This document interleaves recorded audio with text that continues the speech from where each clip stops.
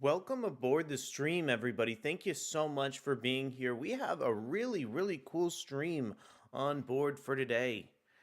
Even though we covered Marvel Solicits yesterday, there's still quite a few things to go over and cover as of today. There's some really interesting kind of like small developments happening just across the Marvel universe. Next week seems like it's actually going to be a super fun week for Marvel in particular. I think one of the things right now that I'm just so happy with at the publisher is the rollout of the last generation of Fall of X titles as Fall of X transitions to Fall of the House of X. I feel probably that Fall of the House of X has reflected an even stronger rollout of titles in the Krakoan era, because to me it just feels like a lot of these storylines that have been percolating for the last couple of years are just they just really have such massive stakes attached to them now since they've been spinning for such a long time. And as we continue to head back to these stories as the Krakoan Age winds down, it just means more to me than ever before. The big release next week from Marvel Comics is going to be Dead X-Men. We will absolutely have some coverage of that. If not this Wednesday, then this upcoming Thursday. I'm going to go ahead and just read through the solicit for Dead X-Men 1 on sale this upcoming Wednesday here. Death was only the beginning. When the world turned against Krakoa, these five mutants lost their lives, but their mission as X-Men is just getting started. To preserve Xavier's dream, they must accomplish the impossible or die again trying. Spinning out from the Rise of the Powers of 10, discover who are the Dead X-Men. As you can imagine, we have a lot of coverage in store for all these upcoming Marvel titles, especially for just the last generation of X-Men Krakoan titles. Plus, like just on the horizon here over in May, Marvel is finally set to announce their X-Men from the Ashes reboot with a free comic book day storyline. I feel like our days in Krakoa right now are numbered, and our stream and our channel is going to change like in a huge way as these books start to wind down and kind of roll out the next phase of what the X-Men books are going to look like. I am so excited to kind of preview the future and watch as one era of X-Men kind of slowly fades out and then we slowly start the next one here. It also feels like DC Comics is in a really interesting time of transition right now. Really, they kind of cycled out the Justice League at this stage, and they're really trying to bolster the status quo for characters like Nightwing. Beast World is set to wind down very soon at DC Comics with issue 6. Frankly, I am really excited about this book. I am just in awe of all the characters and just storylines that are spinning around in the midst of Beast World right now. And I still think that Tom Taylor, as a writer, just has a great handle, not only with characters like Nightwing, but Beast Boy as well. There was some interesting revelations within the last issue of Beast World, and I don't want to give anything away, but I feel like the plot right now for that series is more exciting than it ever has been in the past. Plus, a little bit later over in our stream, we're going to talk about the next issue of Batman and Robin. This one is interesting because it's not a numbered one. It's actually an upcoming annual for the brand new series. That's going to be a ton of fun to go ahead and get into. My name is Arakko Braddock, and we are just about to kick off our stream here. Elsewhere, we also have the latest issue of Carnage in store that we may talk about if we just have a few moments to speak a little bit farther on that.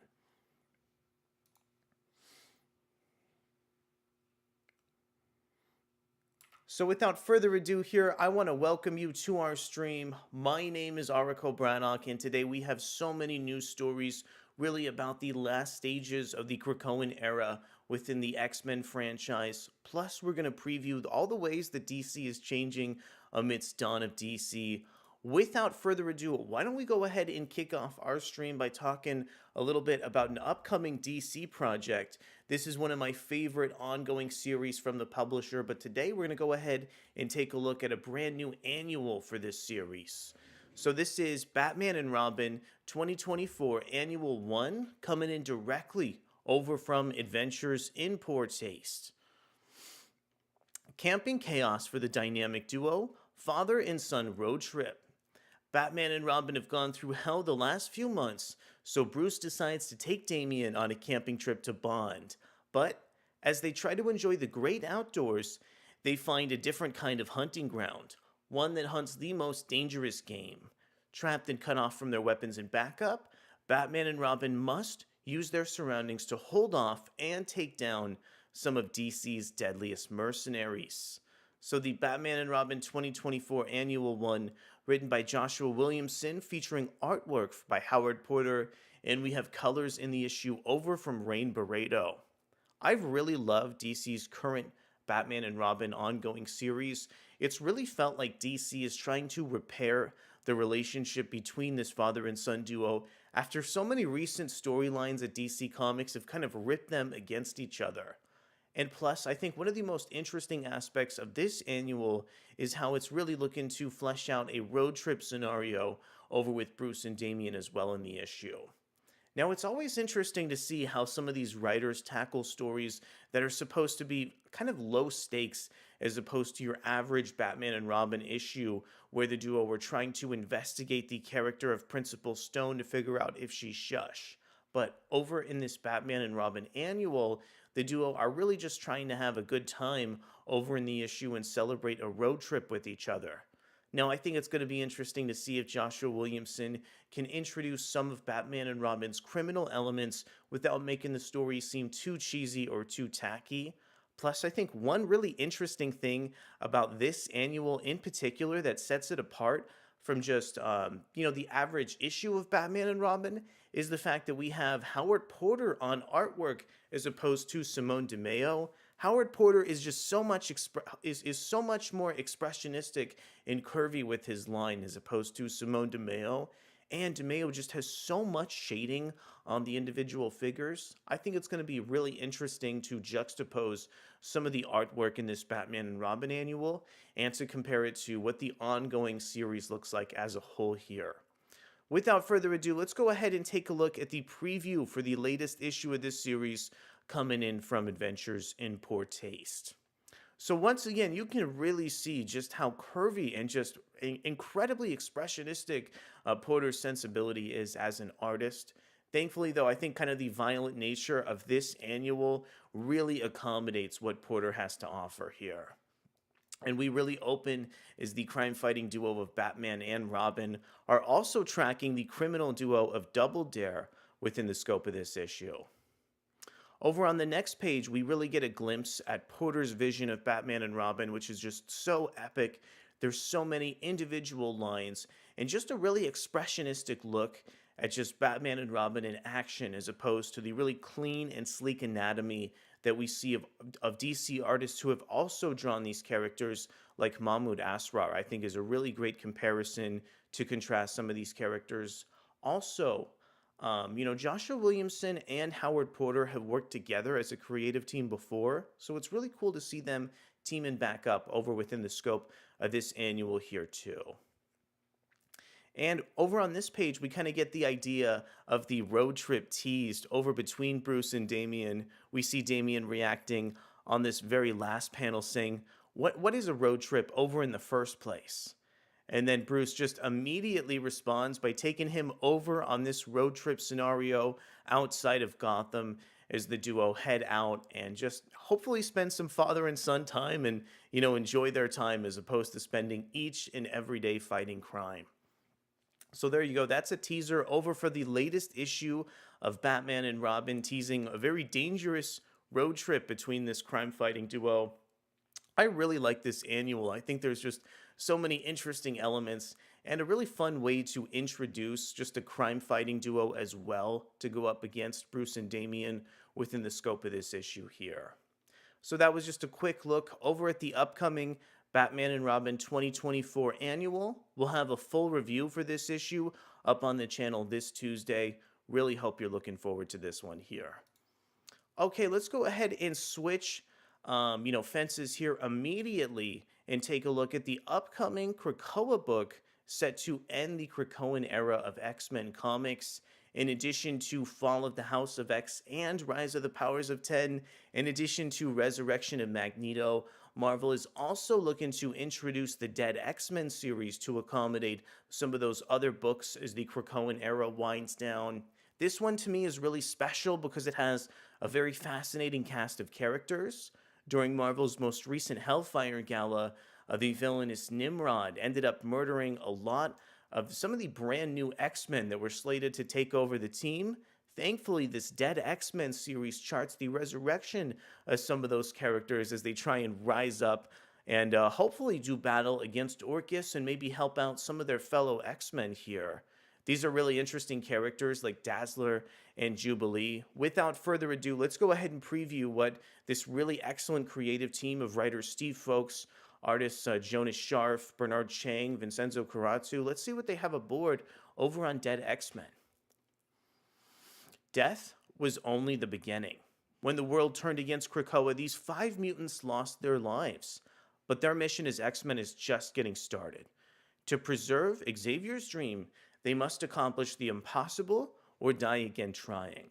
Spinning out from Rise of the Powers of 10, discover who are the Dead X-Men. Of course, Dead X-Men 1, written by Folks, featuring art by Chang, Scharf, and Vincenzo Carrazzo, and the cover we just previewed is illustrated by Pere Perez.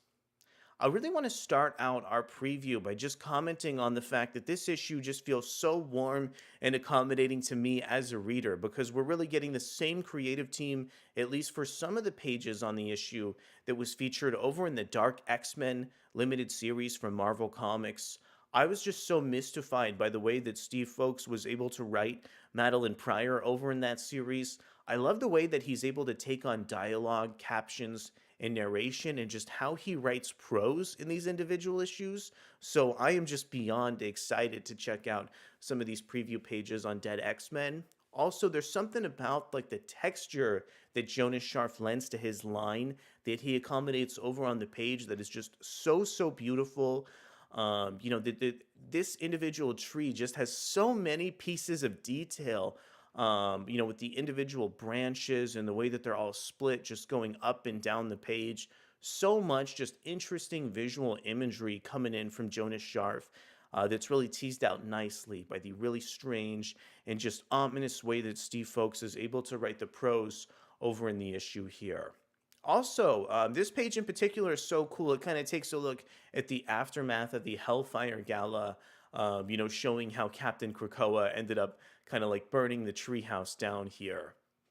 And we see our kind of Dead X-Men just kind of warping into this scenario with one character saying, "Smells like fire and brimstone, not good." Looks like that was the character of Frenzy dishing out that line very closely. Yeah, there's just, once again, just so much expression in all the individual character faces. Also, am liking just the really kind of subtle redesigns here across some of the team members too. And the way that these bats tease the character of Ilyana with magic showing up on the next page is also a really fascinating way to transition some of the pages and tease the fact that there may be an X-Men character that you might be familiar with on a subsequent page here as well. We also have just some really interesting plot direction over in some of the captions for the issue.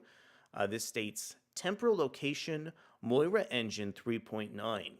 1 month after Ilyana Rasputin ascended to Lord of all Hells and raised the planet."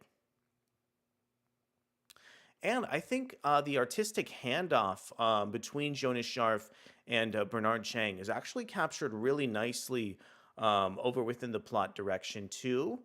I'm also just loving how this final page of the issue is introducing the Atlantic Krakoa, currently held inside the White Hot Room, which we've also discovered and really talked about within the past couple issues of X-Men. I'm also really happy to see just how nicely Dead X-Men is kind of slotting in with the rest of the X-Men's continuity, especially within the context of Immortal X-Men here. There's so many interesting pieces of continuity that Dead X-Men is already unearthing between the White Hot Room, Ilyana Rasputin is magic. This cast of characters super interesting too. And also I love the way that they re-explore some of the aftermath of the Hellfire Gala here. I just cannot wait until we see the rest of the interiors for Dead X-Men. As long as the rest of the issue continues at the pacing that we see within these preview pages, I think we're on board for something really, really special here.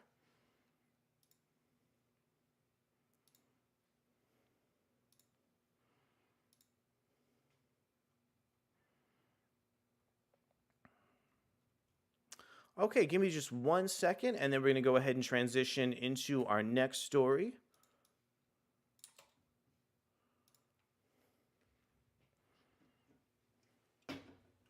And also, Sahir, thank you so much for coming to the stream. Really good to have you here.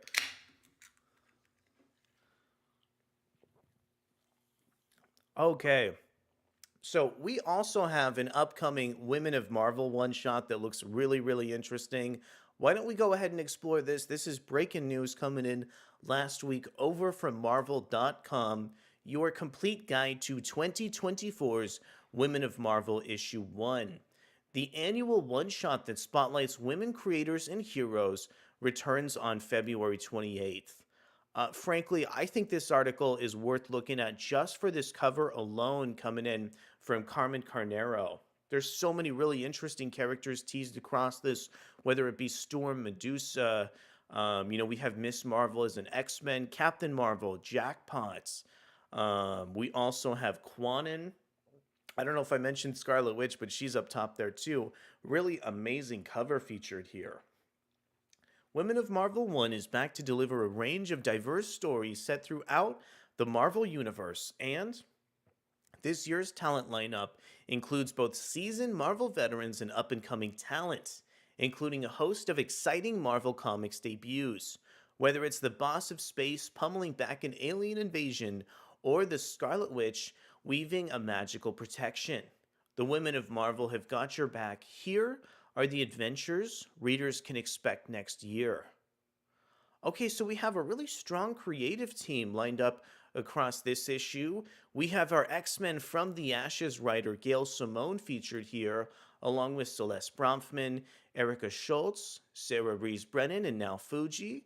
In terms of the artwork, there's Lydia Rosero, Layla Lays, Giada Belviso, Ariel Jovelanos, now Fuji, with colors by Triona Farrell, Cece De La Cruz, and Giada Marchisio, with a cover by Carmen Carnero. So our first story is called Malice, the Mitigator, starring the Invisible Woman. This one written by Gail Simone, featuring art from Lydia Rosero, with colors by Triona Farrell. Really interested to see what Gail Simone has to offer in terms of this Woman of Marvel one-shot. Kind of cool to see her working alongside Sue Storm. And some of this artwork featured on the preview page is absolutely wonderful. Let's check out what Gail Simone is bringing to this one-shot here. Industry legend Gail Simone and newcomer Lydia Rosero deliver a reality-shattering tale starring the original Marvel heroine Invisible Woman. Join her for an interdimensional battle that culminates in what might be the biggest female Marvel hero team-up ever put to the page. Yeah, so that looks like there's a ton of female superheroes featured really prominently in this first panel. And I'm really loving the colors featured in the background too from Triona Farrell. So it seems like this Woman of Marvel story from Gail Simone is going to have a really interesting tone if the artwork and description is anything to go by here.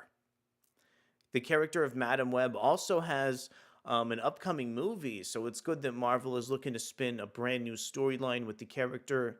This one is written over from Jackpot writer Celeste Bronfman, featuring art from Layla Lays, and once again, colors here by the wonderful Ceci De La Cruz. Jackpot writer Celeste Bronfman and acclaimed artist Layla Lays bring you Madam Web's latest vision. Be there when she shares what the future looks like for some of the current leading ladies of Marvel Comics.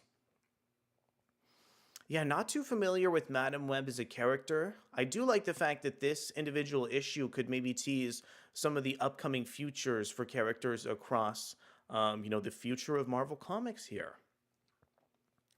I'm wondering if this Black Widow story is going to reference Natasha's symbiote at all, and maybe some of the adventures she's having with Dylan Brock.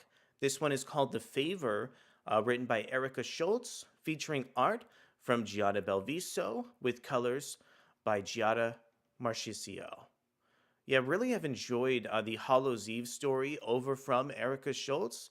Be curious to see what she can lend towards Black Widow. Schultz and fresh talent Giada Belviso put Black Widow's skills to the test. When Bucky gets himself in a sticky situation, witness Black Widow save the day in style. We also have a new artist at Marvel with Gianna Belviso. I think some of the expressions here are pretty solid. This one over on the first panel, I think could use maybe a little bit more detail, but overall here, I think there's some solid work that could maybe be improved upon. Next up, there's Witch House. This is a Scarlet Witch story, a character that I'm a huge fan of at Marvel. This one written by Sarah Reese Brennan, featuring art by Ariel let's see if I can get this name right. Jovellanos, with colors by Brittany Pierre. It's a Scarlet Witch tale like no other, featuring a double dose of Marvel Comics debuts. New York Times bestselling author Reese Brennan and rising superstar artist Ariel Jovellanos take a mind-bending journey to the end of the multiverse and back as Wanda protects her friend Darcy Lewis from an otherworldly threat. Yeah, this artwork from Ariel Jovellanos is absolutely insane. I really think this is going to be a storyline to keep track of here, especially as it develops over at Marvel. I'm also really liking how Steve Orlando's Scarlet Witch series has acclimated Darcy Lewis closer to Wanda's orbit and the Marvel Universe. There's some really cool stuff over on this page here. There's also essays, interviews, additional art pieces, and more. I think that was all that we had time for, just for a quick glimpse at that Woman of Marvel issue, but it really does seem like there's some interesting stuff in board for that series.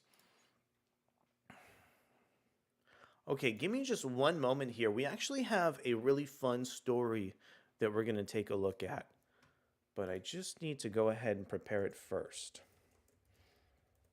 Also, I just wanted to quickly say that we are going to be covering Miracle Man, but I need a little bit more time to go ahead and cover it. So I think we're going to be taking a look at that next week.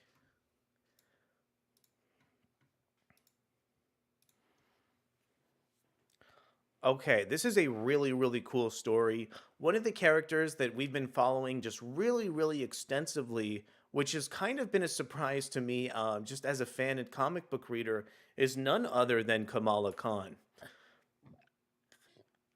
So we have this excellent article coming in from Brian Cronin at CBR.com talking about how 10 years ago, Kamala Khan made her debut as Miss Marvel over in the Marvel Universe. So today, let's go ahead and see what Miss Marvel's new role in the Marvel Universe looks like. Let's see how she's acclimated to the Inhumans and the X-Men, and just get a bit of a history lesson on what Kamala has been up to over the vast years that she's had now as a superhero at Marvel. This one written by Brian Cronin, a look back to 10 years ago when Kamala Khan made her triumphant debut as Miss Marvel in all-new Marvel Now .1 number 1. Let's see. Last year, I did a look back on the first appearance of Kamala Khan as a comic book, a cameo in Captain Marvel 14.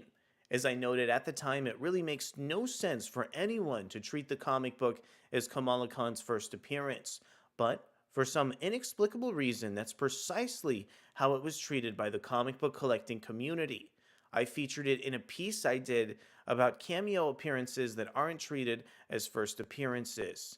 However, at least logic is followed by the next most valuable Kamala Khan collectible, as her first appearance as Miss Marvel in January 2014's all-new Marvel Now .1 as the next most valuable Kamala Khan comic book. Let's see what happened in Kamala Khan's first appearance as Miss Marvel. Okay, so Marvel's .1 program began in 2011 with issues designed to be jumping on points for comics. You know, like Wolverine 5.1 would be a great way to start reading Wolverine. For instance, so Marvel .1 at the end of 2011 would therefore be a good way to start reading Marvel Comics, with the first appearance of the then Nova Sam Alexander. It then followed with all-new Marvel .1 at the end of 2012. This was the third all-new Marvel Now .1 number 1. The interesting thing about these stories is that other than a Loki framing sequence, the stories were just mostly set in media res. With Kamala Khan already as Miss Marvel, which is an identity that she doesn't have yet, when Miss Marvel #1 actually came out in February 2014. The story, titled Garden State of Mind, is by G. Willow Wilson and artist Adrian Alfona, colorist Ian Herring, and letterer Joe Caramagna. It begins with Miss Marvel with the villain in a it begins with Miss Marvel in a fight with a villain in a junkyard. Just want to take a step back and say, I think the first couple issues of Miss Marvel, even with the absence of the X-Men, are so wonderful by Wilson and Adrian Alfona. I love some of the imagery and just sensibility that Alfona brings as an artist here. And I also think there's just something really authentic by the way that G. Willow Wilson carries Miss Marvel as a creator. And I don't think that all the adaptations of Kamala Khan as Miss Marvel has carried that sense of authenticity that the original, adaptation of the series had over in the comic book form. Afro SF, greetings, Arakko Brannock. I have Kamala's appearance in point one. I miss point one, but Timeless is better. I totally agree. I just think the naming convention of the point one is a little bit confusing. I'm a much big fan of the Timeless convention in order to tease out some of the upcoming series over at Marvel. Let's take a look at what's next for Kamala Khan in some of her first appearances. We get to see Miss Marvel's powers in full effect, but then in a great sequence, her fight is interrupted by her mother reminding her that she is late to a family function. I think it's interesting how rich Miss Marvel's life is, and this is something that I think we've referenced continually as she's become an X-Men. The fact that she's so complicated and just has so many relationships makes her one of the most interesting characters, I think, in the Marvel Universe, period. We then meet Bruno Corelli for the first time, Kamala's best friend, who obviously knows about her secret identity and has a change of clothes for her family's party. I think there's also something a little bit magical about the way that G. Willow Wilson was able to craft Miss Marvel's supporting cast with the character of Bruno, who's just so likable and just so instrumental to everything Kamala Khan does as a person. This character is so important that she's still referenced even, in the time of Kamala as an X-Men at Marvel. We also meet Kamala's brother, and we quickly see that the dynamic is at play here, with the very clever ending where her mother grounds her and Kamala makes it clear that it is unlikely that will have any effect on a superhero like her. This is an outstanding quick introduction to Miss Marvel and her world as a teenage superhero in New Jersey. It sets up the family dynamics. It shows the book will explain some cultural stuff for people who are unfamiliar. And of course, we get to see some outstanding Adrian Alfona artwork. It's really great. But that's not the only character introduction in the issue. So I don't know if there's any fans in the audience of Dan Slott and Mike Allred's phenomenal Silver Surfer run, but it looks like the character of Don Greenwood apparently also makes an appearance in this issue of Miss Marvel, which I'm just really, really shocked about according to this issue here. But for the purposes of today's conversation, I really want to focus on just Miss Marvel as a character and where she's going next in the Marvel Universe. So let's take a look at the next adventures of Kamala Khan at Marvel Comics with Miss Marvel Mutant Menace #1. Hated and feared, Miss Marvel has officially come out to the world as a mutant and a member of the X-Men, and she's about to learn just how right things can get for mutant kind. Kamala Khan is used to being a hometown hero. There's no way her community would turn on her just because she's a mutant, right? The writers of the hit Miss Marvel, the New Mutant miniseries, including the MCU's own Kamala Khan, Iman Vellani, return to chronicle Miss Marvel's next steps into exploring her mutant identity. So I thought it would be just really interesting to explore the next steps of Kamala Khan over in the Marvel Universe. Previously, we saw her over in Miss Marvel, the New Mutant, first start to collaborate with characters like Synch and Talon of the Underground X-Men. But it looks like Miss Marvel's role in terms of the Marvel Universe is changing, and she might be becoming just a more seasoned mutant as she starts to develop as a superhero. We just got the solicit for some future issues of the series. Let's see what's in store next for Miss Marvel, the Mutant Menace. This is the second issue of the series, the infamous X-Man. Now that Kamala is very notably and very publicly an X-Man, she's attracting all sorts of attention. And you know who uses that attention as currency? That's right, it's the return of the X-Men's old media mogul mastermind, Mojo. Mojo's such a fascinating villain featured prominently within the X-Men line of titles. So interested to see Kamala Khan go up against him and his media empire network. I think it's going to lend so many interesting just story scenarios over for upcoming issues of Miss Marvel. And just can't wait to see how this series develops here and how Miss Marvel just continues to change as a mutant and character within the scope of the Marvel Universe here. Kay says, I won't lie, I dislike her being a mutant. Kay, I would love to know why, because frankly, for me, it just feels like she's slotted so naturally within the pages of all these books. I mean, she's even featured really prominently within the main X-Men book right now. So I really think that all her relationships with the other X-Men characters really seem to be working well. I really like the stories that these writers are telling. And frankly, I'd love the fact that we have a reason for Kamala to be interacting with characters like Emma Frost and Tony across the Marvel Universe too.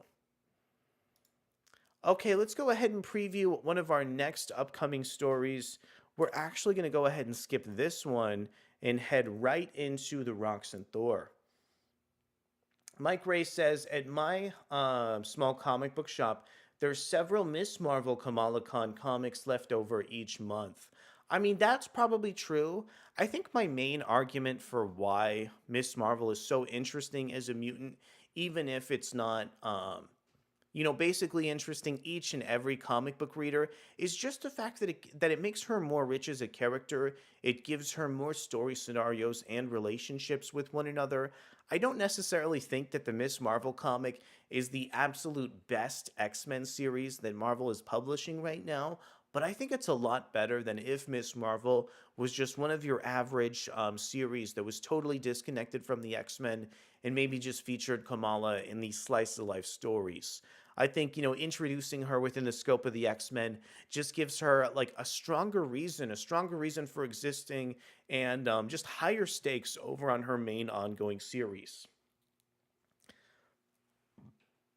AfroSF, they made her a mutant for marketing reasons, but I don't dislike her being an inhuman mutant. I agree with that totally. I know what they did. I know that they killed Kamala Khan just for the sole purpose of turning her into a mutant.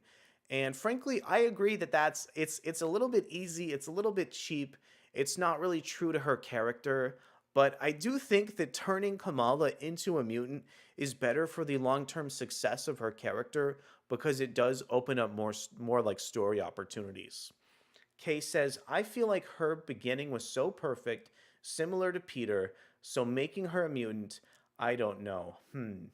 You know, once again, I kind of agree with you on one level. I don't think everything you're saying is necessarily wrong.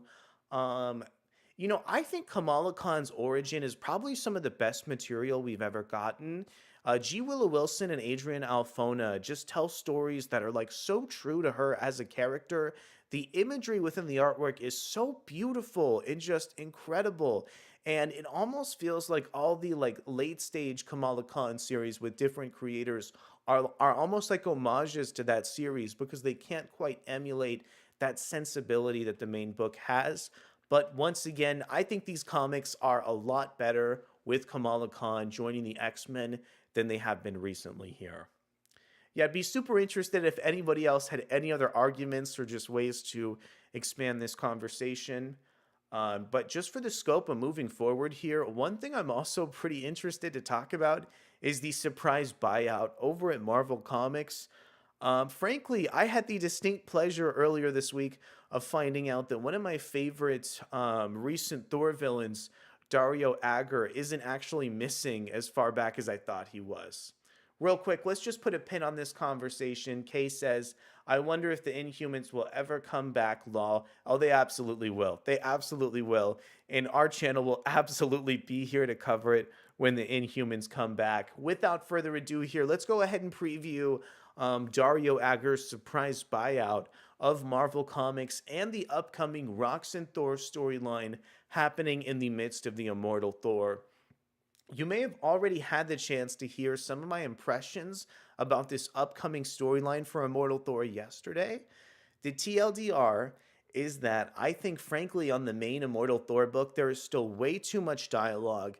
There's still way too much prose. But this story scenario with Dario Agger as the Minotaur having a surprise buyout over at Marvel is just so much fun. I want to go ahead and jump into this article right now, coming in from David Brooke on Adventures in Poor Taste.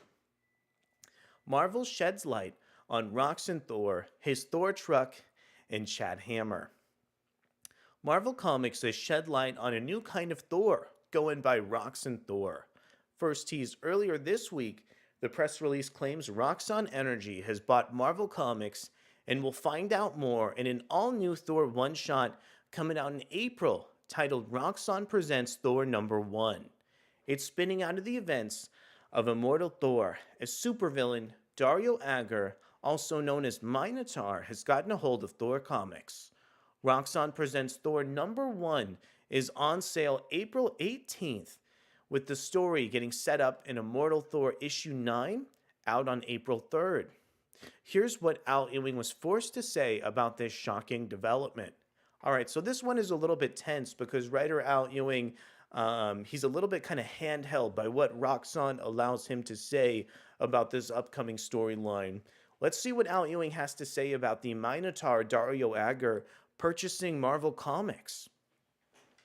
Roxxon's hostile takeover of Marvel Comics is the worst thing to happen to the industry in decades. Just kidding, it's just what comic books needed. I was jazzed beyond words when I saw how the so-called Roxxon Entertainment Standards Committee had improved my work, methodically stripping away every iota of junk no one cares about. The result is a comic book that can best be described as a rollicking good time for the whole family. Make mine Roxxon. So in the background is several issues of Immortal Thor. We've gotten the surprise cliffhanger with Dario Agger, the Minotaur, working to buy Marvel Comics as an entity. He's talking about getting a piece of like the licensing deals in so many aspects of Marvel Comics. I think this is a super creative way that Al Ewing has spun a really interesting subplot that is so much different from the core of what's happening in Immortal Thor. Also, one of the things I loved about this series and about this storyline is how it also kind of percolated and started in terms of Jason Aaron's Thor work. And also, Al Ewing was able to carry it over in his Immortal Hulk comic book. And now they're also creating a sort of meta-narrative between Immortal Hulk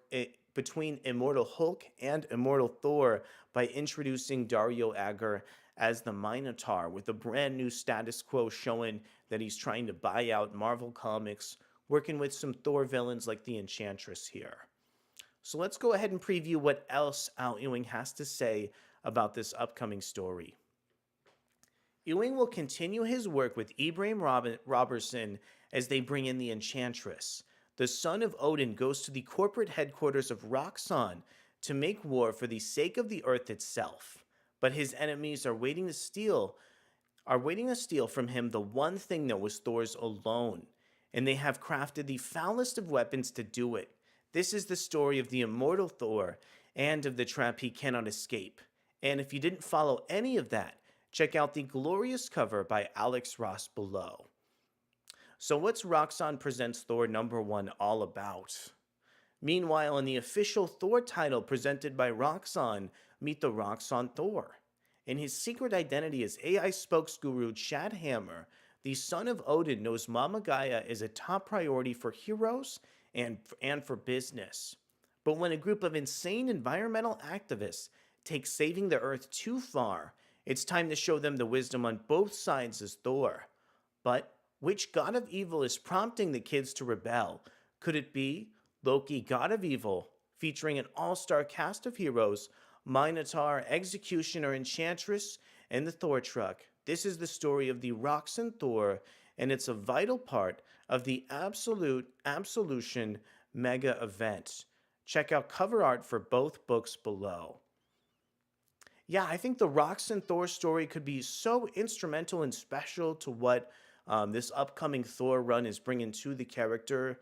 This really reminds me so much of Walter Simonson's Ragnarok and Roll storyline within the context of his Thor story, as kind of in the cliffhanger of so many Thor issues. We really saw the concept of Ragnarok spring up again and again and again. I am really hoping that Al Ewing is kind of writing this as a long-term storyline that's going to have some big repercussions over for the main Immortal Thor series. And really, as we kind of mentioned up top here, I'm also really hoping that Al Ewing will pare down the dialogue as Immortal Thor continues, because I feel like that book just has so much potential that's not quite captured in the right way, especially because these story scenarios are just so much fun to read across all these articles here. Grayson Red says Al Ewing getting real meta. LMAO. Could not agree more. This is such a fun way to tease out, the Immortal Thor concept. Just a fun way for comic books to really expand on this premise here. The one thing that I am going to say about this that's a little bit disappointing is, frankly, I think this cover and some of the artwork from Greg Land, these people are getting so creative with their story ideas. And I just think Greg Land's, propensity or his, the way that he constantly, copies other characters' expressions off of like other pieces of artwork really just doesn't match the really just strong level of ambition that Al Ewing has for this narrative. So a little bit disappointed that Greg Land is attached to the artwork for this series, but am really, really just loving everything else about this comic book so far here. Wow, this is a shockingly long press release that I think we've really read all of so far. So without further ado, let's go ahead and head into our next story.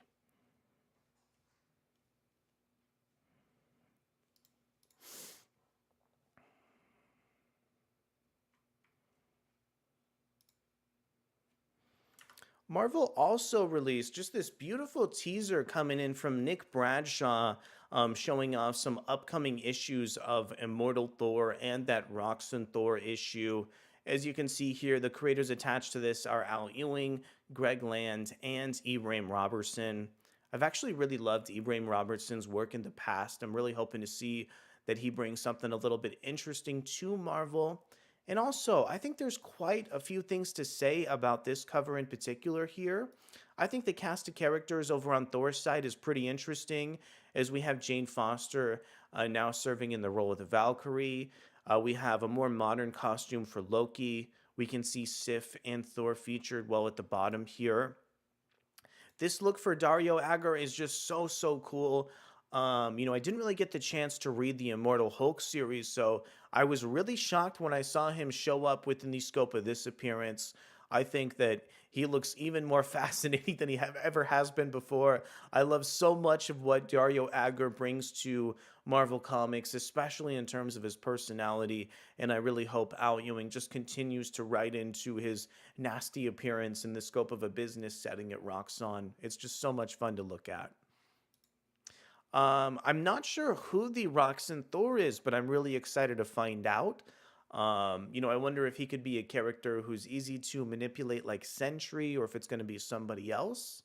Elsewhere, we have characters like the old Valkyrie. I'm kind of wondering if this could maybe be the Enchantress in disguise. We have another kind of Loki-esque character, and I have no idea who this is in the background. But just so much detail, so many interesting things over in this Roxxon, Thor storyline. I really have a lot of hope for this in terms of Immortal Thor. I'll say it one last time. I'm just really hoping there's going to be just a little bit less dialogue in upcoming issues here. AfroSF says, you have a bee in your bonnet about too much dialogue in comics. Hickman and Ewing do go a bit far sometimes. Once again, I think we covered this yesterday, but just, for the eyes of a new reader who's picking up one of these comics for the first time, I think if you handed them the Immortal Thor issue 1 or God's issue 1, there would just be so much dialogue, they wouldn't even know where to start. So that's just something I'm thinking more and more about as I open some of these stories and I think about, how like new readers would pick up on some of these books. And also I think constantly about why comics lose readers. And this is one of the big reasons I can see as to why here. Okay, I think that was a bit of an interesting discussion here. A little bit of an interesting back and forth over on what's coming next for Immortal Thor. I am like really happy that I finally have good things to say about Immortal Thor. I'm such a big fan of Al Ewing, but it just felt like ad nauseum. I was only saying just really negative things about some of the dialogue and story scenarios, excuse me, in that book in particular. As much as I love, oh, by the way, this one is coming in from Grayson Red. As much as I love Hickman and Ewing, you're totally right. A bit too much dialogue in some of these new stories.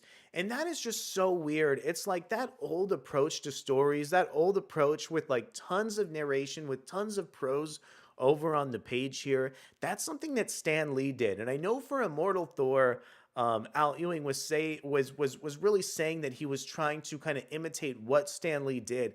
I have no idea why you'd want to do that because I think all you're going to end up doing if you're writing in that sensibility is just losing your audience. With one of Marvel's most prominent and marketable characters. If Al Ewing wanted to do that with somebody like Beta Ray Bill, I would be totally fine with it. But in the context of Marvel's, like one of their biggest flagship characters, I have no idea how that makes any sense.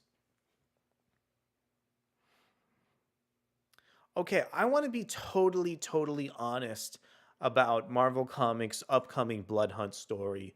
I am just really apprehensive about it.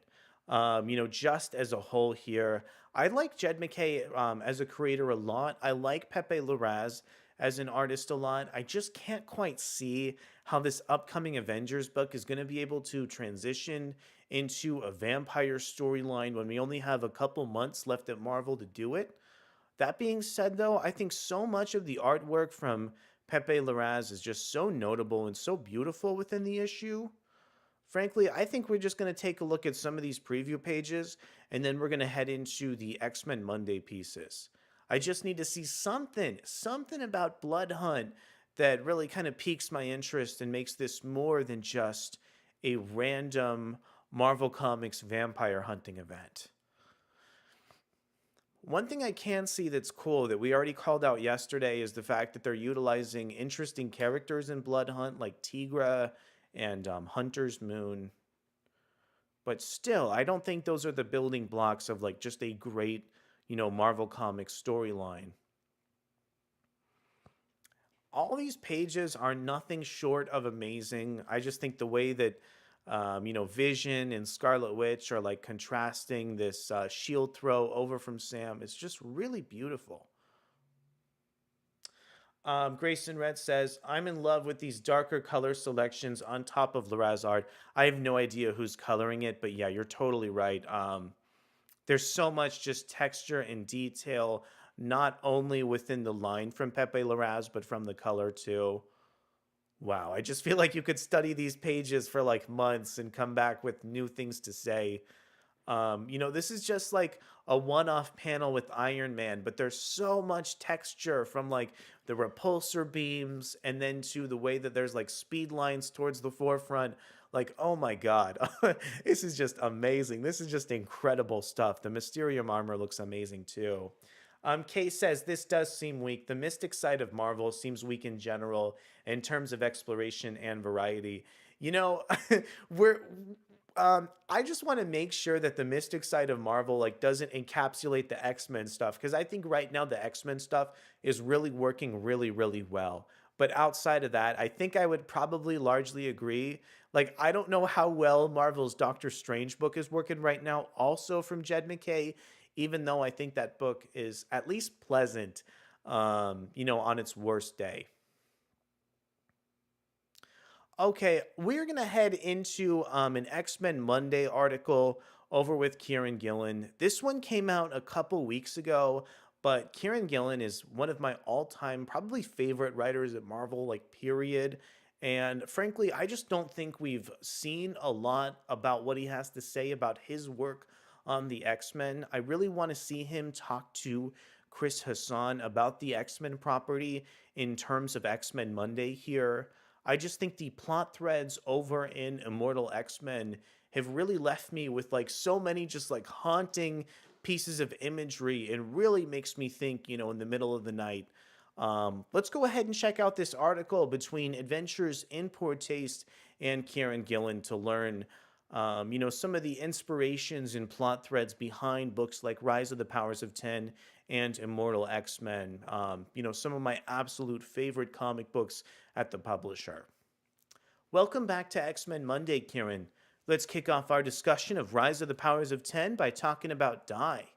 X-fan Julian recently reread Die and noticed you pulled influences from all over. Lovecraft, Tolkien, the Brontes. What ideas, concepts, and outside sources influenced Rise of the Powers of 10, both in structure and content? Kieran Gillen says, embarrassingly, I think the primary influence is me.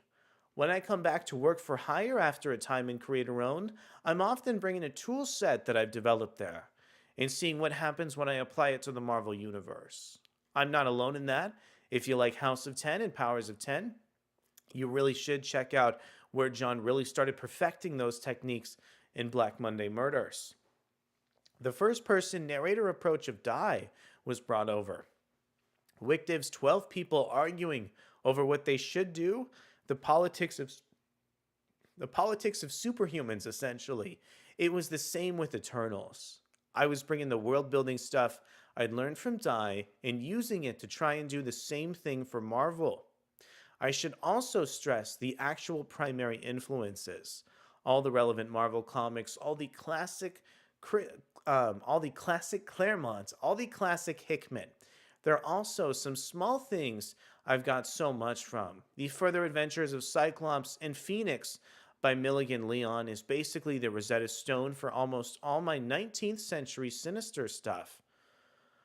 So I think one of the things that makes Kieran Gillen such a great creator is the fact that he is just so well read. The fact that he heads into the X-Men books and immediately starts working with Nathaniel Essex really shows about how much he's willing to bring in like his own artistic sensibilities to the book as a creator.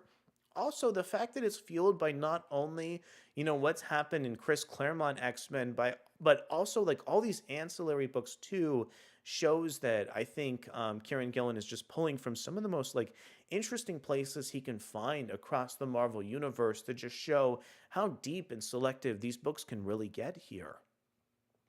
Outside of that, there was the obvious Louise Stevenson in the 19th century stuff, plus more than a little bit of Alan Moore.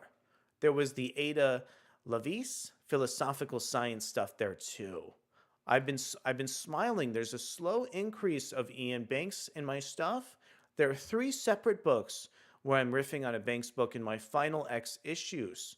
I read The Idiot for the Colossus issue, obviously a lot of 2000 AD and Warhammer 40k in Sins of Sinister. I totally get what he means by taking on Warhammer 40k and applying it to Sins of Sinister, which is funny because I've really never experienced a storyline within Warhammer 40k before. But, showing this like alternate reality, vision of the future of Marvel Comics was just such a creative way to expand Krakoa. We've already seen storylines that have fleshed out like a dark future for the X-Men, but I think what really set Sins of Sinister apart was the fact that it really showed and expanded on Nathaniel Essex with his clones, and also the ramifications of Sins of Sinister with the clones of Nathaniel Essex really bled into the entire X-Men line of titles, and now like almost every X-Men comic book has some kind of sinister character lurking just beneath the surface.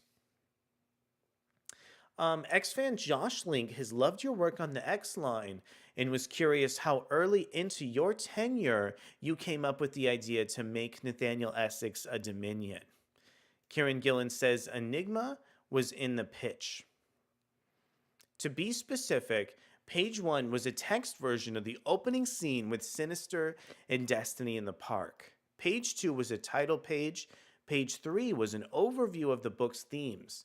Page 4 was a here are the characters I want to use section header, and page 5 was Enigma. Before I talked about any of the active cast, he's that core. In fact, let's give you a sample of that essay. The Enigma, also known as the Ghost of Machine, Sinister Prime.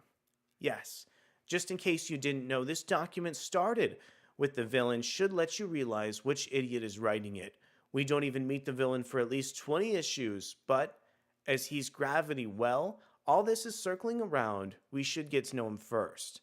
And then I go on for another 1,000 words because I can't help myself.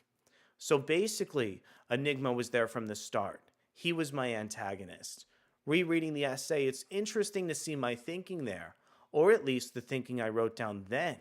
I certainly dropped some things. Sinister Prime was a shorthand, as philosophically it's not true, but it's fundamentally as planned. There is something so sinister about this rogue AI looming within the background of not only Immortal X-Men, but just the final stages of the Krakoan age.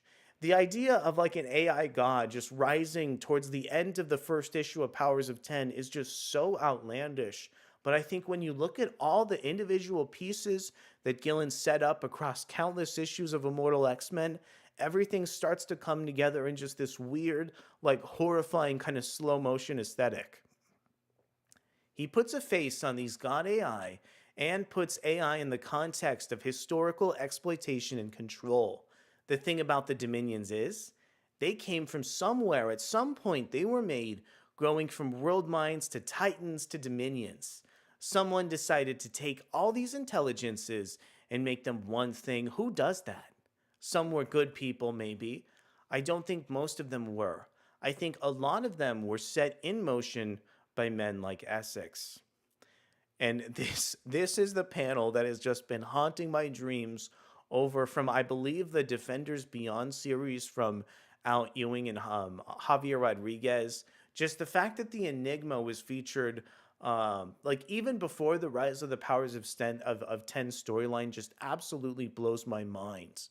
Two X fans asked about fellow X writer Al Ewing's Defenders Beyond and how it connects to what you're doing in your final X stories. Lettuce Max and Richard Chatham wanted to know if there was any connection between Enigma and the Crown Above All Things. I'm going to be very basic here, as I don't want to talk specifics about Al and Javier's second masterwork. That's for them to share. And I'm wondering if there's going to be any future revelations that are also going to hint at what's next over for the X-Men within Defenders Beyond and this character of Enigma. Basically, at some point, Al asked me, hey, can we foreshadow Enigma and Defenders? And I said, that sounds great. And then later, do you think it'll be too much if we actually use the word Enigma as well as showing the crown? And I said, nah, go for it. I figured if people guess it, more power to them. And if they don't, when everything is revealed, people will like that we did the groundwork in a large Marvel manner. You know, rewarding folks if they do read more stuff, there's more stuff to see, but it's additional rather than required. Wow, what a great sense of commentary and just a great explanation of how that ended up in the Defenders over in the first place here. Such just an amazing plot point fleshed out, you know, so far in advance from, you know, not only Al Ewing, but from Kieran Gillen too. Amazing work over in the Defenders Beyond comic book. Defenders Beyond was good. I hope it comes back. Yes, I agree. It absolutely needs to come back. Jesus, that book was so freaking good. I suspected folks would probably miss it just because of the distance inside the Marvel Universe, as in it's not an X book. I was more worried about issue 8 of Immortals oh my goodness, how do you say this word? Enigmatically? I think I actually got it there. As it's in the same book as the first issue, with all the Elgar and Nimrod being one of his Enigma Nimrod is an Enigma variation? That's insane. That's blowing my mind. Also, if some more folks go back and read Defenders Beyond now, great. As said, it's a masterwork. You really should. I'm going to co-sign that. I'm going to also co-sign what Kay said in the chat. Defenders and Defenders Beyond are just sublime. And it's got Phoenix stuff. What are you waiting for, X-fans? Next two X-fans asked about Shadow Tiger and the Death Seed. I want to know what the hell is going on with Shadow Tiger and the Death Seed too. Bill and Krakoa Adelan were curious to learn why you chose to have Kate consume the Death Seed, which readers haven't seen in X Comics for some time. Turning the history of X into ammunition was one of those big Krakoan ideas that John put into motion. We should take everything and give it a spin. In my case, I like writing for people who know things in depth and people who are just coming in. Consuming a death seed is a horrific idea, even if you don't know anything else, right? The issue motors, and we have to establish a lot with the little. Kate eating a death seed does a lot, certainly when married to Arby's visuals. So here we go. We have Shadow Tiger, what was left of Kate Pride after consuming the death seed. As Karen Gillan mentioned, the Death Seed, just a piece of X-Men continuity that shows up again and again and again. And now that Kitty has taken the Death Seed, she's really taken on this kind of darker persona of Shadow Tiger, over for this Quiet Council in Exile for Rise of the Powers of 10, issue 1. In terms of specifically Kate, I wanted name X-Men in the Dark Future. Kate is a veteran of Dark Futures. What an interesting piece of, narrative cohesion that they're pulling out for Rise of the Powers of 10. Super interesting plot dynamic introduced there from Kieran Gillen. Showing someone who we know well, and we know in a certain way in this other way, here says a lot. The Kate has been leaning grimmer across the Krakoan age, made me think it was an interesting extension too. X-Fan Lucas said this issue mentions the White Hot Room was mortally injured by Mother Righteous's ascension attempt, and Immortal X-Men 18 shows Jean Grey being stabbed. Does this imply that Jean, the Phoenix, and the White Hot Room are one? That is insane. That is insane. Kieran Gillen says, I would say that it's an overreach from the present evidence. You stab a voodoo doll and you hurt its target, but that doesn't mean they're the same thing. It means they're connected in some way. Which also to say it isn't true either, but I don't think it's true from what we've been shown. Also, as a warning, I would expect only gnomic answers from me. The Phoenix is born of that strand of 1970s mysticism and the new age potential of humanity. This isn't like how much someone can lift in a gym or a comfortable fact. I think you're going to end up with people having interpretations rather than things they can truly know, much like mysticism or religions, which isn't to diminish any of that. How we choose to describe and understand the understandable is the kind of point. For me, I don't take things super literally when I read comics. I read comics to really enjoy myself and to see just how crazy and insane the scenarios get. I don't always interpret comics that the way they should, but I just try and have a good time and really keep track of all the individual characters in the story. I don't necessarily worry about each and every individual plot ramification over in the book either. X-Fan Percival S. has truly appreciated your time with the X-Men, and your work is one of the things that first got Percival into reading and buying comics. As unlikely as it may seem, Charles Xavier is one of Percival's favorite characters, and he's really grown in your books. Percival was wondering if there was something in particular that drew you to him as a character to develop.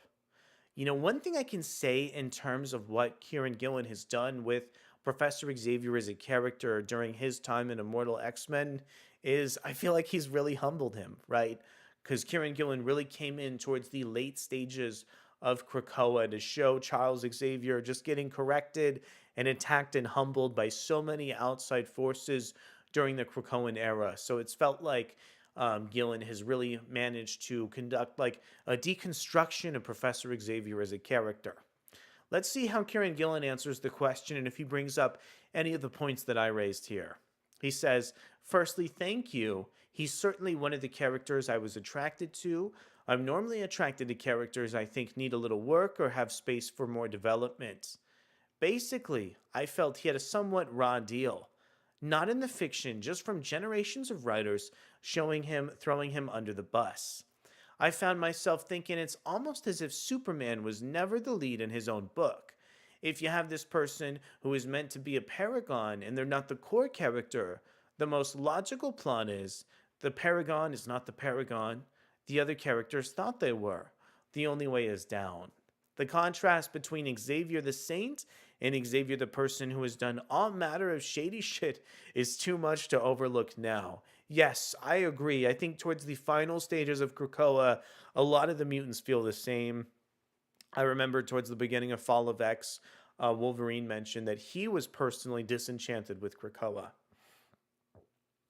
So I just decided to take him seriously without saying anything he's done didn't happen or had mitigating factors. How would Xavier justify what he's done to himself?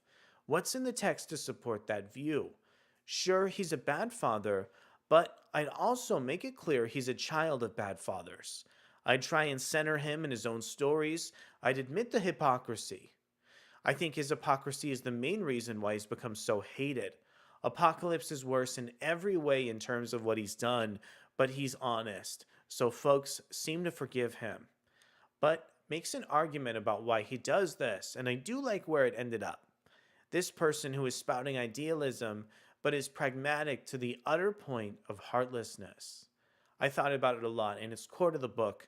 I wrote most of Immortal X-Men's 10's narration before I'd finished issue 1. You may not like him now, of course, but hopefully folks can get why he is the way he is and how they get where his head is at. He can follow further and see where it leads. It's been a surprise to me too. X-fans Litterbug and Sebastian wanted to know which character in Rise of the Powers of 10 has been the most fun to write.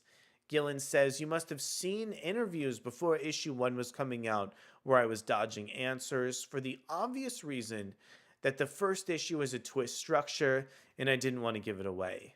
The issue ends and I've still got 2 black spots in the lineup for Xavier's team. However, in terms of the people you know for sure, I'll give you this. Xavier and Moira. They're some of my favorite material in my X run with these two. Hawk's Box had so much of them in there, so it was important for me to close that circle. X-Fen Raoul said the rise of AI has played a big role in the Krakoan era, but in the last few years, the topic has become less fictional and more real. Have real-life AI developments changed how you write about it? Kieran says AI has played a huge role in the Krakoan era. Sword was an amazing book, and X-Men Red was perfection, and Resurrection of Magneto is... Oh. I can actually do a short answer. Yes, it has. Honestly, I wouldn't accept any other answer from that over from Kieran Gillen. As the interviewer mentioned from Adventures in Poor Taste, there's a lot of recent developments that have happened with AI. There's been so many just insane technological advancements from the last couple of years. Kieran Gillen is really trying to write sci-fi, but introduces so many practical elements of science into his stories. I am really glad to hear him give that answer, that recent technological developments in AI have affected how he's writing some of these comics. This was already in John's planning with Dominions. They're literally machines that are formed of the intelligence they've consumed, a clear analogy of how models are made. Certainly when I'm writing them, I'm using language that evokes current language in AI. I did think there was an outside shot that Disney sacks all of us when the Krakoan age is over, and Tom's new team is just a bunch of chat GPT scripts. AI did win after all. If that were true, that would be very, very sad. Dipping back into your previous X run, X-fan Matthias X was wondering if we'll ever see Unit again. Also, could Unit beat Nimrod in a fight? Kieran Gillen, well, I'm heading off from Marvel after this age finishes, so you'll have to ask other people. I'd like to think someone would find a use for him. I was planning to use him actually. One of the plots I jettisoned for space for my first year actually had Unit as a character. He would have turned up as the diplomat from an AI confederacy pissed off with Krakoa's anti-AI activity. Unit versus Nimrod in a straight-ahead fight, Unit would be toast. Probably my main regret of not being able to bring him back is that I wouldn't get a chance for Unit to get smashed. A smug villain who remains unpunched is not living up to their full potential. All right, one of the biggest questions that I think we all have in the audience is what Gillen and Silva has in store for Rise of the Powers of 10, issue 10. Gillen teases the issue, stating, for a start, all the black on the first issue's no place data page will be revealed. Plus, the vibe is basically Cosmic Das Boot. It's fun for a certain petrifying value of fun. Here we can check out the cover for Rise of the Powers of 10, featuring the character of Roxxin Thor prominently fighting back against what looks to be some of the ruins of Orcus. Okay, it looks like we have some brand new X-Men art seen for some upcoming books. It looks like this is some artwork maybe from Phil Noto on an upcoming issue of X-Men. This, believe, is a look over at the main Wolverine series with the glimpse of the Sabretooth War that Wolverine is fighting. And this must be a sneak peek of a panel from Resurrection and Magneto.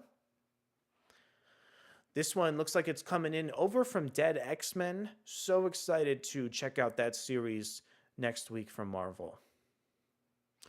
And we have a look at what appears to be maybe some Robert Gill art for a future chapter of X-Force.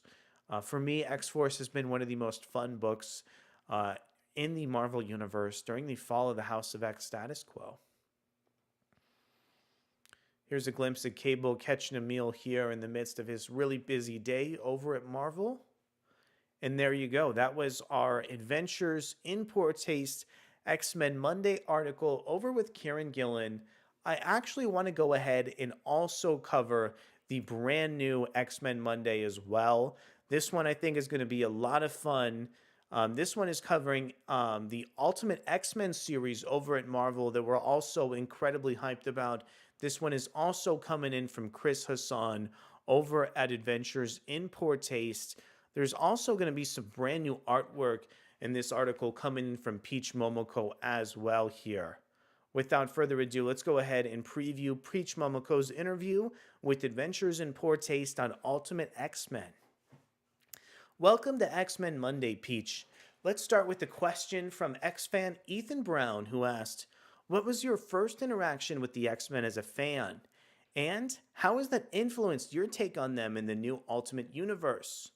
Momoko says, I wasn't too familiar with X-Men before researching them when I created Demon Days, and now Ultimate X-Men, but I generally always loved the concept of mutants using their power for and against humankind as well as each other.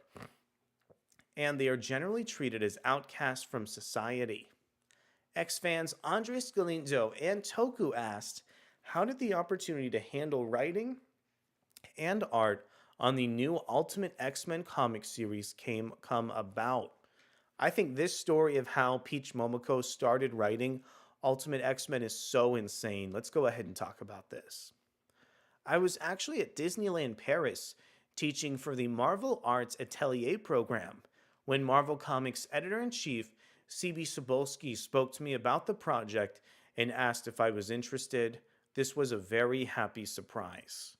I know a lot of the internet is really negative towards C.B. Cebulski, but he does make good decisions in terms of choosing the talent for some of these Marvel books.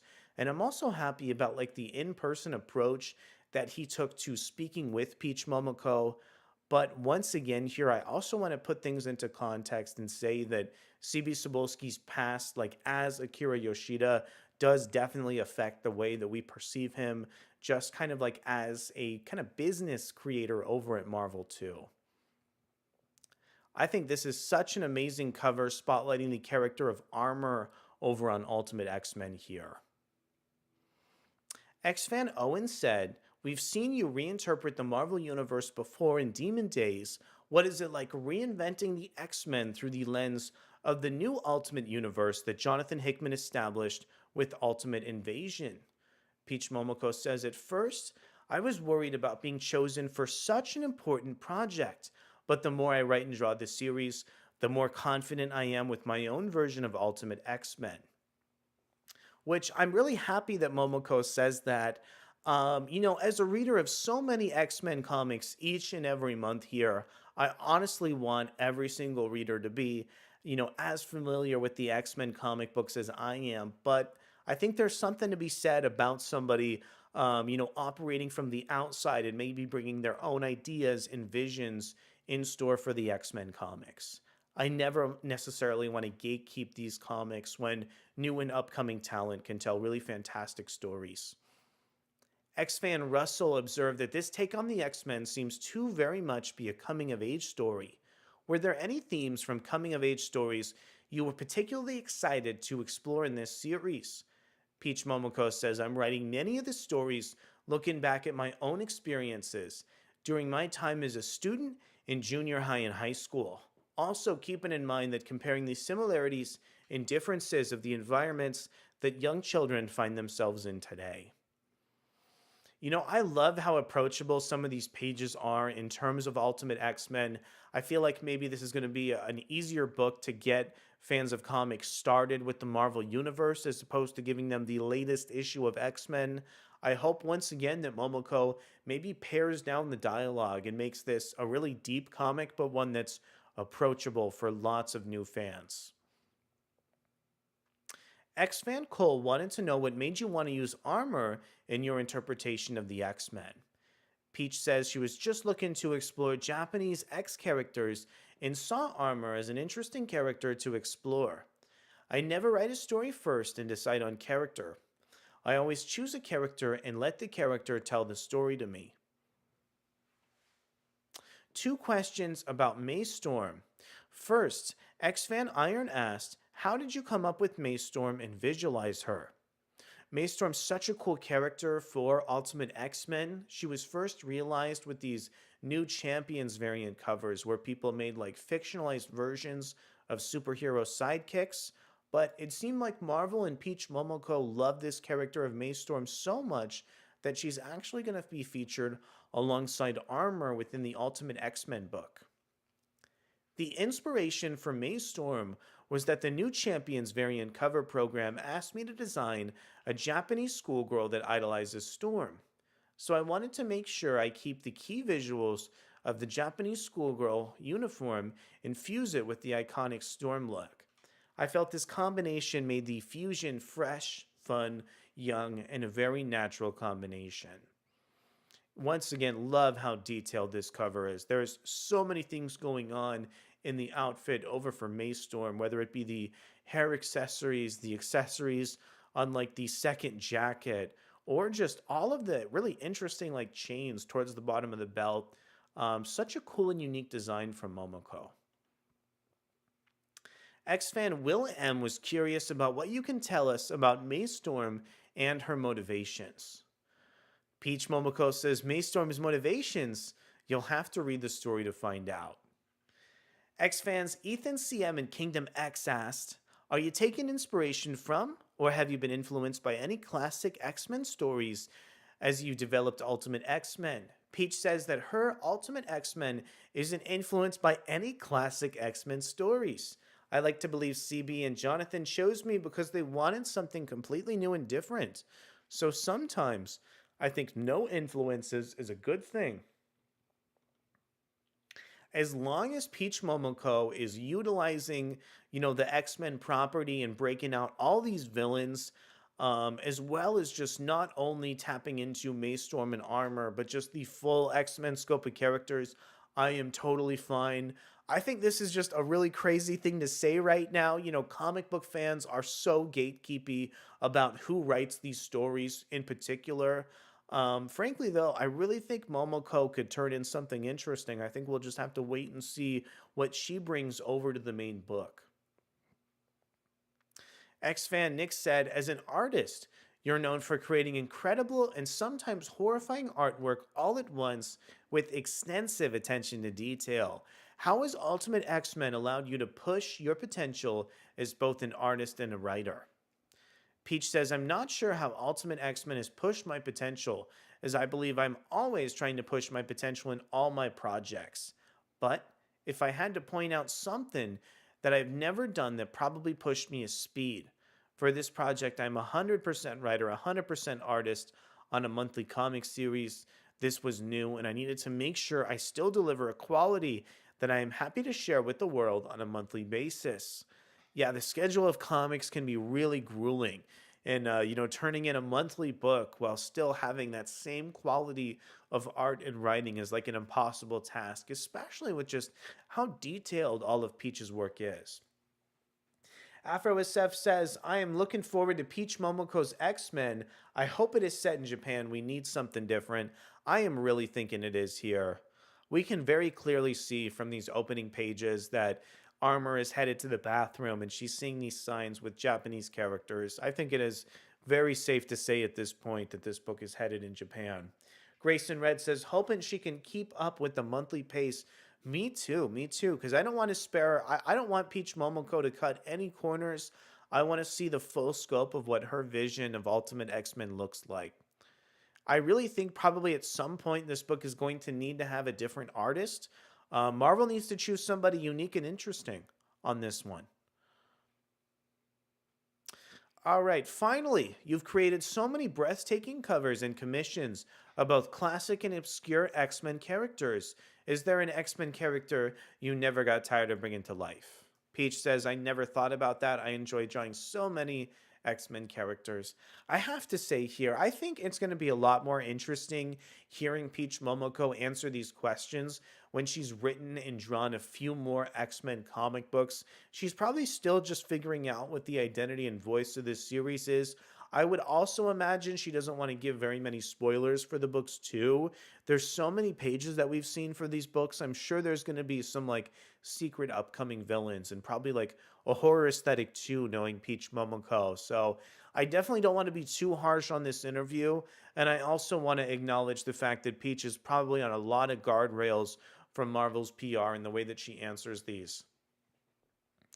Okay, Adventures in Poor Taste has some words of affirmation for Momoko, which I'm glad to see here. They say, we enjoy those drawings. Keep it up. But on that note, thanks for stopping by at X-Men Monday, Peach. Remember, X-fans, Ultimate X-Men 1 is on sale March 6th. Wow, just a couple weeks away, in all honesty here.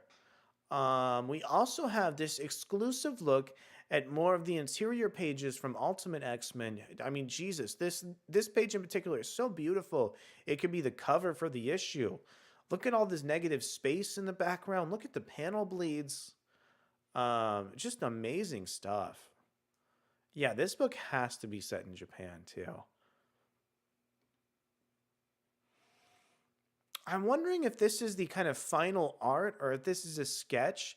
Either way, this is a super creative, super expressive way to show Armor manifesting her powers and reacting to some of the poor driving that she's experiencing over in Japan. The way that Peach Momoko is able to interpret Hisako's armor abilities is so beautiful, so large, and just honestly amazing to look at. Armor seems like she's going to be a great protagonist too. I love the big expressions that she has on the book as well. Okay, I was waiting to see some of that horror influence over from Peach Momoko. I can see right now that this is clearly going to be a theme that's going to circulate across Ultimate X-Men as we see this mysterious villain popping up who is just unfamiliar to me here, juxtaposed really nicely with Hisako in this beautiful bleed with her armor across the page too. This is a variant from Betsy Cola. I think we looked at this yesterday, but it's good to know who the artist attached to this one was. And we have the cover to Ultimate X-Men 2 featuring Maystorm. I think this cover is so, so amazing. I love this really strange expression that Maystorm is given to the camera. Plus, like the background of all these like horror elements too, I think makes Ultimate X-Men seem like really intriguing and mystifying as a comic book.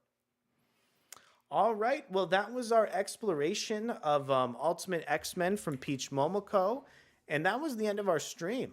I want to thank you so much for coming aboard our stream. Let's see, so Tuesday, we're going to have a review of the Batman and Robin annual. Wednesday, we'll be doing a Dead X-Men issue 1. And then this upcoming weekend, we will continue our streams. Thank you so much for coming aboard and checking out our stream today. I hope you have a wonderful weekend, and we'll be back really soon to talk comic books and see just what's next over at Marvel and DC. Thank you guys so much. Have a wonderful weekend. I'll see you soon.